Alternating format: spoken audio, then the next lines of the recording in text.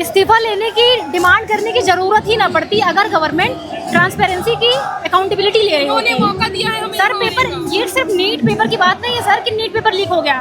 पिछले साल SSC CGL के सारे टीचर्स जंतर मंतर गए थे, स्टूडेंट्स भी प्रोटेस्ट किया 20-22 दिन, उसका भी कुछ नहीं निकला क्योंकि सारे जगह स्कैम हो रहा है सर। वो सीबीटी बेस्ड पेपर होता है, वहाँ पे हमें सिस्टम सही नहीं मिलते सर, कीबोर्ड नहीं चल रहा होता है, माउस लैग करता है, 1 घंटे में इतना प्रेशर हो जाता है हमारे ऊपर। और सर वो सिर्फ एक दिन नहीं होता है, हमारे 2-2, 3-3 साल की मेहनत होती है। और रही बात इस्तीफा मांगने की, हमें इस्तीफा मांगने की नौबत ही ना आती अगर एजुकेशन सिस्टम में ट्रांसपेरेंसी होती।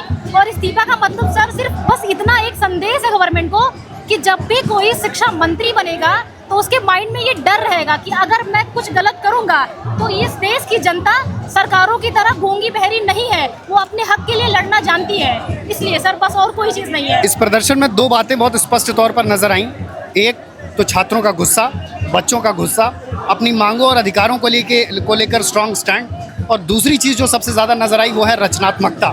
क्योंकि जिस तरह जेनजीज ने ये जो कुच्चू पुच्चू इस्तीफा दो, इस तरह के बेहद क्रिएटिव पोस्टर्स के साथ अपना विरोध दर्ज किया, मुझे लगता है कि जो काम इन 12 सालों में, इस सत्ता के 12 सालों में किसान आंदोलन नहीं कर पाया, सीए कैब एनआरसी के आंदोलन में जो बात नहीं हो पाई, वो छात्रों ने कर दिखाई। सर इसमें आप देखिए कितना प्यार से रिक्वेस्ट कर रहे हैं सर, ये भी नहीं कि हम गुस्सा कर रहे हैं, हमें नहीं चाहिए सर। दिल्ली पुलिस ने लड़कियों को, लड़कों को लाठीचार्ज किया सर, ये कहाँ तक डेमोक्रेसी है आप बताइए। हम तो अपने आँख से देख रहे हैं ब्लैक डे, डेमोक्रेसी का हनन हो रहा है। हम तो अब हमें ये नारा लगाना चाहिए, साइमन केम बैक, आप आ जाओ आप, क्योंकि आपके हाथों में तो हम सेफ थे। और ये दोनों पोस्टर आप लोगों के बनाए हुए ही लग रहे हैं। यस सर, ये हम अभी बनाए हैं। एक लड़की मेरी फ्रेंड है, उसके पीठ पे रखे, अभी यही का बनाया है क्योंकि बारिश हो रही थी, सब भीग गया था।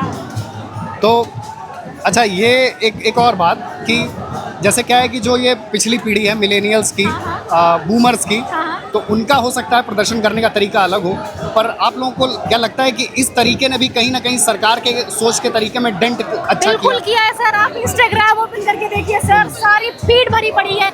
रही बात मीडिया सर, मैं आप लोगों से भी एक क्वेश्चन करना चाहती हूँ। हम बच्चों का प्रोटेस्ट था, आप आ गए सर हमसे क्वेश्चन करने, ये अकाउंटेबिलिटी आप लोगों की कहाँ चली जाती है जब मंत्रालय से क्वेश्चन करना होता है सर। प्लीज आप इसको एक एडवाइस समझ कर रखिए, छोटी बहन की तरह। आप या आपसे बड़े लेवल के जो मीडिया लोग हैं और वो प्लीज जाएं और क्वेश्चन करें। हमारा युवा रोड पर आ गया है सर, इसी वजह से ये मीडिया 4th पिलर मानी जाती है डेमोक्रेसी के सर, कहाँ चला गया वो पिलर? हमें नहीं आना पड़ता सर, मैं अपनी क्लास छोड़ के आई हूँ, मेरी क्लास चल रही है यूनिवर्सिटी में। नहीं सर, यूनिवर्सिटी नहीं, मैं कोचिंग कर रही हूँ सर।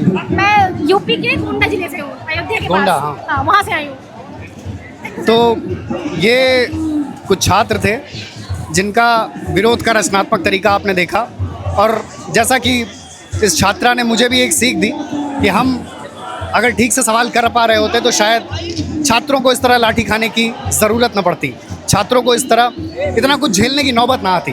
तो कहीं ना कहीं ये चौथे स्तंभ की जिम्मेदारी तो है ही, सवाल करना और ठीक से और सही लोगों से सवाल करना। और छात्रों ने जिस संवेदना के साथ, जिस संवेदनशीलता के साथ अपनी बात कही और लगातार अपनी बात कह रहे हैं, विरोध जता रहे हैं, ये अपने आप में काबिल तारीफ़ है।